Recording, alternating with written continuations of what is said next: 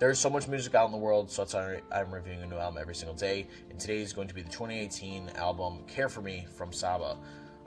This album, if you know anything about it, is just absolutely heartbreaking. And from start to finish, you have Saba basically going through the trials and tribulations of what he was going on around this time in his life, from the loss of his cousin, which was a mainstay narrative throughout this whole thing. You hear references to it in nearly every song, until you get to the final two tracks, Prom King and Heaven All Around Me, which is definitely the climax of the whole entire project. Like I said, it's completely heartbreaking. Prom King, where you have these two stories about his cousin Walt and how he goes from, not really knowing his cousin all too well in school, and then once they kind of finally reconnect and get to know each other, that they basically become best friends up until the day that he gets stabbed in the later half of the song, which is King.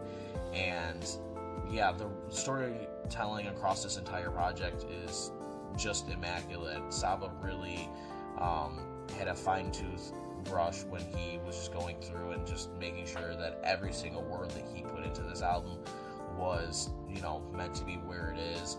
And it's just incredible. I mean, I think that there's a reason where if you go to any hip-hop fan that talks about 2018, this is always pretty much within their, top rankings of projects that came out in that year.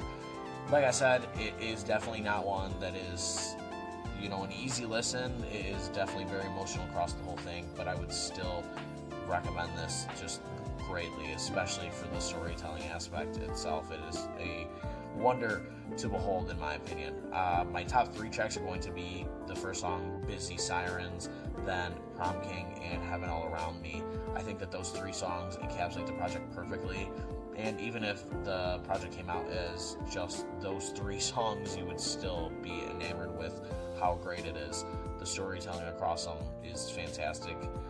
But yeah, I would rate my enjoyment at about 97%.